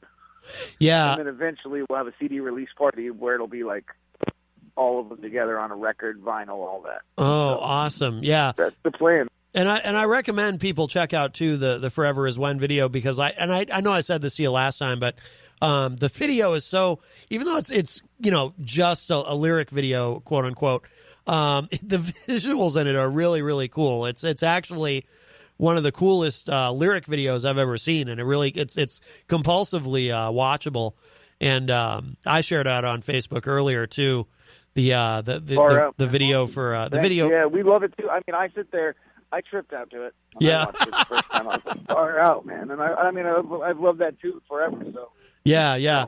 And the video for Dreams too. I shared that out earlier because that's still visually just so stunning. Oh and man, cool. I loved that video. And when we made that video, we worked with this great guy, Stevie Pine, who's actually Gwen Stefani's guitarist amongst other things out in LA. But he is a beautiful videographer, and he filmed all that video. All the shots in that video is filmed in like a day and a half of shooting. Wow, and no amazing kidding. editing. So it was a pretty streamlined process for how good it came out. It was amazing. Yeah, you know? yeah, no, absolutely. Are you when you guys are out touring right now? Are you playing any new material that we haven't heard yet that hasn't been released? Or yeah, I mean, we slowly some of our tunes are written from jams and stuff live because we'll just improv music sometimes at shows. So yeah, and we got a couple new songs that we're working on too out here. But I hope by the end of the tour, the answer will be like more of an astounding yes, because kind of it all gets created as the shows go on. So, you know what I mean? Yeah, very cool. What's the weather like down there where you are in Florida? You know what? Today was our first day that was a little bit cloudy and rainy all day, but it all just sort of cleared up. Now I'm looking at the sun over the Gulf of Mexico. It's pretty cool. Oh, no kidding. Wow. Oh, very nice. Pretty good. Yeah. Yep, and I'm just having a little having a drink. I figured I'd give you guys a call. I want to say thanks so much, man, for pumping the music. Thanks for playing all the tunes. Yeah. Say hi to all my friends in New Hampshire, New England, and everywhere else listening. Absolutely. Yeah. Thanks for keeping up with us on the road, man. We love you guys. No, hey, same back. And for I know you're far away, but for people listening online from elsewhere, where are you? Did you say you have a show tonight, or do you have tonight off? No, there's a show tomorrow in Ocala, Florida, in at Ocala. Pie on Broadway. Okay. After that, we're going to a place called Voltaire in West Palm Beach, Florida, where we're doing 3 sets. We're going to do Leaders of the Shift, and then we're going to do the music that we did when we did our record of Police cover music, which is Leaders of the Shift, Reimagine the Police. We're doing a set of that music. Oh, that stuff is great. The following set is going to be tribute to the Talking Heads that we're doing in a couple places down here. So I didn't know about this. I didn't know about this. You guys do a set of Talking Heads? Say it again. I missed you, man. What'd you say? I said I didn't know about this. You guys have a Talking Heads set that you do? You know what? Yeah, we put it together for this run because a promoter thought it was a good idea, and we love the music. We already covered a bunch of it. They heard that we were playing it, and they thought they could, make it happen out there with the promoter. So we're going to be at this place in West Palm Beach, and it's a really cool spot, and we're busting it up the first time on Saturday. So I'm excited. Oh, that's so cool. Talking Heads is one of my favorite bands growing up, so that's why I'm like, wow, I didn't know about this. That's awesome. Wow. Oh, good for you guys. Yeah, man, it's going to be a real cool thing. And then I think we got a bunch of other awesome little beach bars. We're going to go play a show up at University of South Florida, Tallahassee, which is a really cool place that just opened up called Railroad Yard. Okay. So, yeah, we got a bunch of good shows on the run, and then I'm going to be coming back y'all's way probably about mid-March. So I'll try to call in again between now and then. Maybe we can catch up on the road. I'll tell you a story what happened. So. Oh, please do. Yeah, absolutely. I would love it. Okay, and we'll let you get back to your beverage. But before we let you go, Ben, what should people know online in terms of where to go to keep up with what you guys are doing? Yeah, just follow us. Go to our website, leadersoftheshift.com. That's leadersoftheshift.com. Check us out. At Shift with us on Instagram, Facebook /Leaders of the Shift. Go to our YouTube channel /Leaders of the Shift. Check out our videos for Dreams, Consecrate. Our new lyric video for Forever Is When is out. And if you haven't liked our page on Facebook, please like us, follow us, and say hi if you like us. Thanks a lot. Absolutely. All right, Ben Geis, thank you so much for the call, my friend. Stay in touch, Rock on, brother. We'll talk to you soon. All right, take care. Bye-bye. All right, there he goes. That was Ben Geis from Leaders of the Shift. All right, so that worked out. I was getting worried, and then it sounds like he doesn't have his phone on him, because then John Shannon from the band just messaged me on Facebook and said, Matt, Ben's calling you. Okay, so that worked out. Yeah, I got to one time a few years ago. I got to interview all three of the band members all together. That was a lot of fun. Got to see them play live.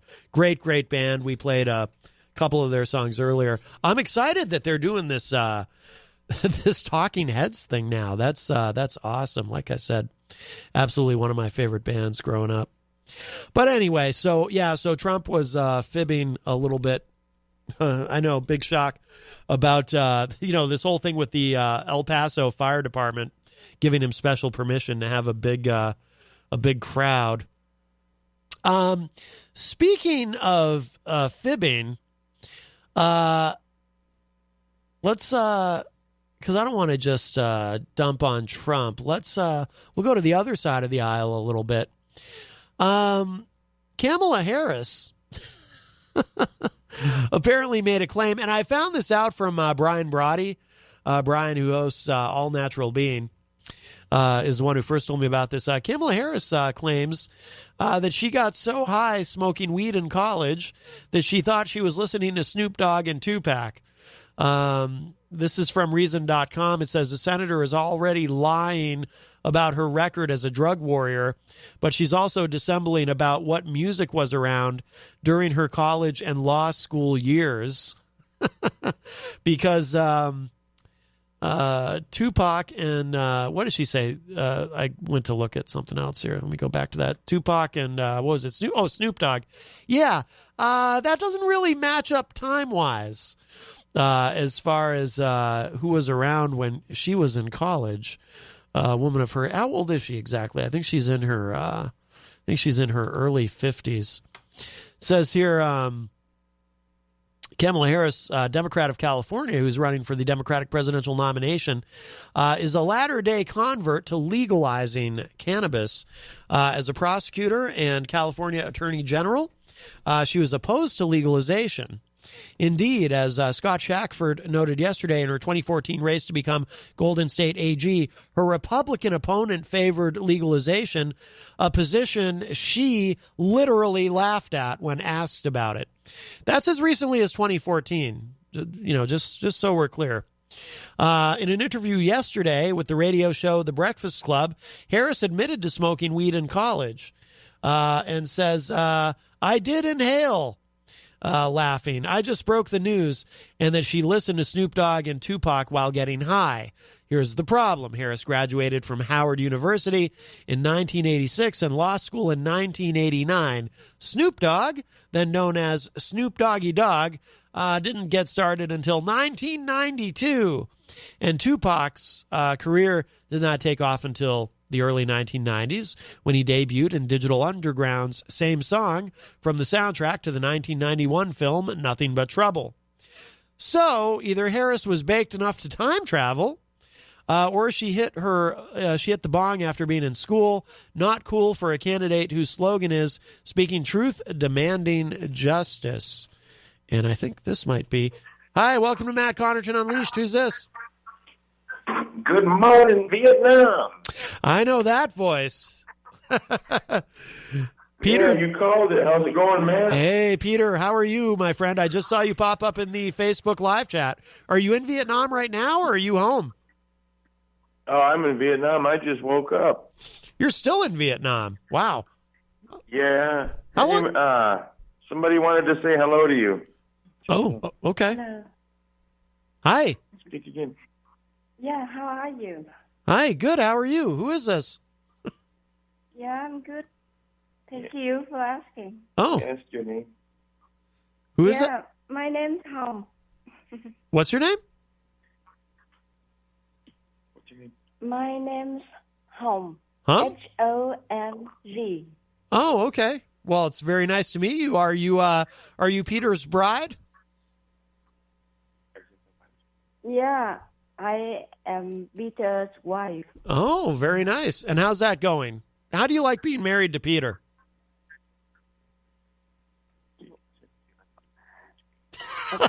Is he? We are so happy. You are so happy. I hear him coaching you. But I do believe that you are in fact happy with Peter. Is that what you call him, or do you have a pet name for him?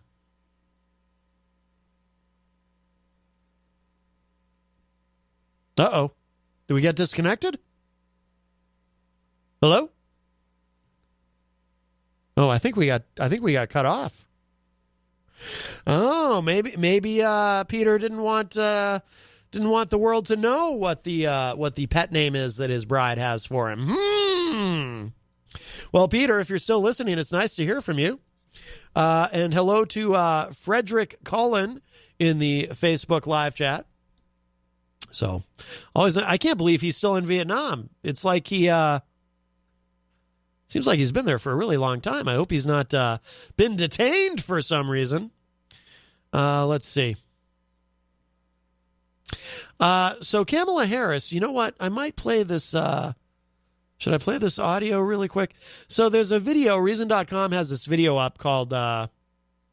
Peter says she speaks basic English. Gotcha. There's this video up on Reason.com titled Kamala Harris Hopes You'll Forget Her Record as a Drug Warrior. Now, the reason this matters to me is, if you're a longtime listener of the show, you know I am vehemently opposed to the drug war. I call it the government's war against the American people. Now, Kamala Harris has a history of being completely fine. Oh, Peter says I had to help her with the words a little. That's understandable. Kamala Harris has a history of being completely fine with the idea of putting people in federal prison for possession and use of a plant.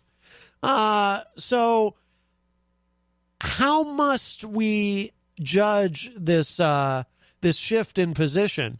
Because it's possible. Peter says, my pet name is something I can't say on the air. It's possible that this is a genuine evolution that she has had. You know, we've heard that term before, evolution, in terms of positions that politicians take. For example, Barack Obama had his evolution where he became a proponent of marriage equality. We'll all remember that. Hillary Clinton, of course, had to be dragged kicking and screaming into her evolution on that issue. Although I'm pretty sure she's still very much pro-drug war. But anyway, so what is up with Kamala Harris? Are we to believe that she's evolved on this issue, or is this just political opportunism? So I'm going to share with you the audio from this. Again, this is from Reason.com. This is titled, Kamala Harris Hopes You'll Forget Her Record as a Drug Warrior. And hey, it's Kamala Harris. She's a rising star in the Democratic Party. The most sort of Obama-like hype around her. Possibly your next president of the United States. Last week, Senator Kamala Harris finally made it official. I am running for president of the United States. Well, and the California Democrat is trying to position herself as a reformer who works tirelessly to correct the abuses of the criminal justice system. But the senator has one big problem: her long record as a law and order prosecutor. Harris's new memoir, The Truths We Hold, makes no mention of her past as an old-school drug warrior, a defender of dirty prosecutors, and a political opportunist who has made life more dangerous for sex workers. Harris doesn't apologize for her previous stances, even those she now disavows. Instead, she's decided to try and convince voters that she has always been a progressive prosecutor. How do you reconcile your contradictory past with what you claim to support today? I've been consistent my whole career. Here are some of the stories that the senator is hoping you'll forget in the run-up to 2020. Harris's political rise has been propelled by a years-long, high-profile campaign against alleged sex traffickers. What she's actually done is throw women in jail for having consensual sex, while trampling on the rule of law to advance her own political ambitions. Ignoring the pleas of sex workers and human rights advocates for over a decade, she's fought against campaigns to decriminalize consensual adult prostitution in California. As Attorney General, she created a statewide program to get truckers to report suspected sex workers to police. These policies didn't stop traffickers, but they did land plenty of sex workers behind bars. One of the greatest offenders is Backpage.com. Harris fought to destroy Backpage.com, a classified site that sex workers use to find and screen their clients, even though she publicly admitted that the site's founders, Michael Lacey and James Larkin, were protected from prosecution under federal free speech laws. But tonight, a groundbreaking arrest. But a month before Election Day in her Senate race, Harris went ahead and had them arrested anyway, parading them before the cameras on pimping charges, which were then promptly dismissed by a judge. When Harris... I have to stop this for a second and interject something. That infuriates me incredibly. And if you see the video, and I did drop the link to it in the Facebook live chat, you'll see these guys in their orange jumpsuits, who were the victim of her political stunt. And it's really, really disgusting. It's, to me, I mean, that's almost on the level of, you know, I've never forgiven Bill Clinton for this one in 1992 during his campaign for the presidency. Bill Clinton at the time was, wanted to be, show himself off as a quote unquote new Democrat, which is a term that we heard a lot of at the time, new Democrat. And part of being a new Democrat was being tough on crime, because, you know, there had been for so long this narrative that Republicans are tough on crime and Democrats are soft on crime. So to prove how tough on crime he was, on 3 separate occasions during his campaign, Bill Clinton flew home to Arkansas to preside over the executions of 3 people who had been on death row, one of whom was non compos mentis, and apparently didn't even fully understand what was happening to him at the time. And there was a lot of outrage over that. But Bill Clinton, again, wanting to show that he was tough on crime, he used that opportunity to go home to Arkansas. And by the way, there was no legal requirement for he as governor to be there. That was his choice. But he went home specifically to preside over the execution of someone who was not even mentally competent enough to understand that he was being murdered by the government. So ever since then, and I've never forgiven him for that, and I find it incredibly, there are few things that infuriate me that much when I see human beings, and this happens on many levels of government, many examples of this that, you know, I mean, it would take hours to just go through the list of examples that's popping into my brain right now, where politicians use the very constituents whom they're supposed to represent as pawns and they become victims in the political campaigns of these politicians, for the benefit of the politician's career. And that's what Kamala Harris did with these two guys from Backpage.com. They had done nothing wrong. They had done nothing illegal, but she had them arrested anyway just to score political points right before an election. And it's sociopathic is what it is, because it shows a complete disregard for the suffering and the dignity of other human beings who have done nothing wrong, just to benefit her own political career. And it's gross. I think I had it right before. It's sociopathic is what it is. All right, we'll continue this. Got to Congress, she kept up her crusade, becoming a big proponent of the 2018 law known as Sesta Fasta. One cannot cowardly sit behind a computer committing their crime.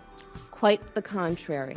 The result was that many sex workers had no choice but to return to the streets, where soliciting clients is considerably more dangerous. It's because you don't know who's going to pick you up. There's more pimps and there's more guys out here. Meanwhile, Harris declined to intervene in a real underage sex trafficking scandal that involved dozens of police and other local authorities in the Bay Area. Don't want to cross that thin blue line, do we, Kamala?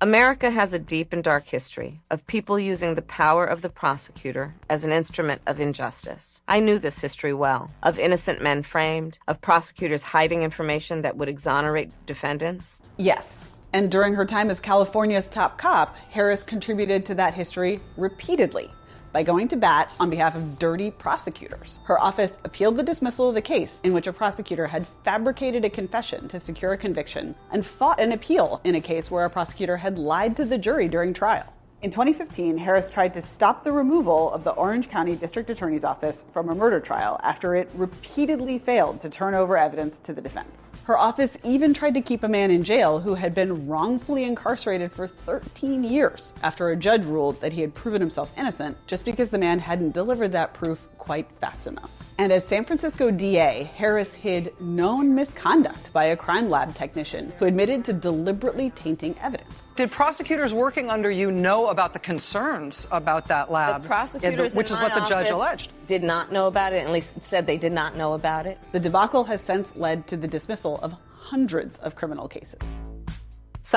Peter in the Facebook live chat says, justice is an illusion. There's your proof. Matt, you must listen. Think about that. No, I agree.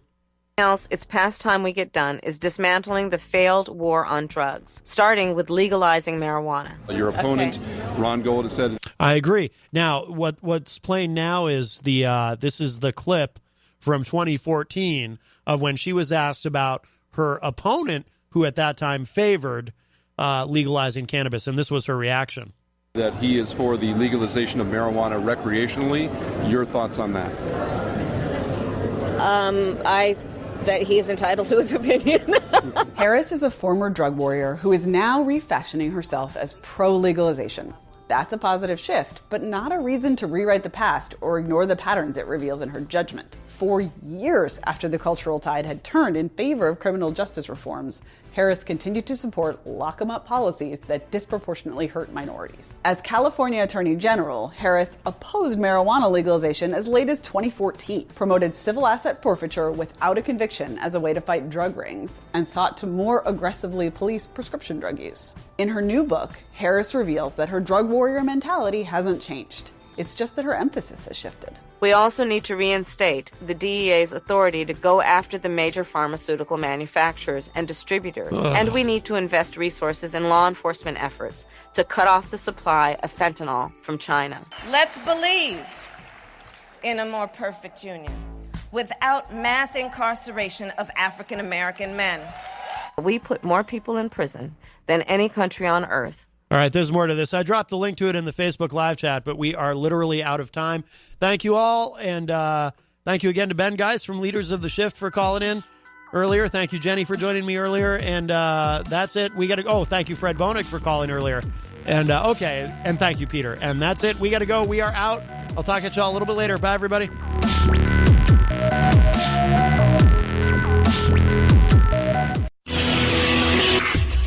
9pmnation.com.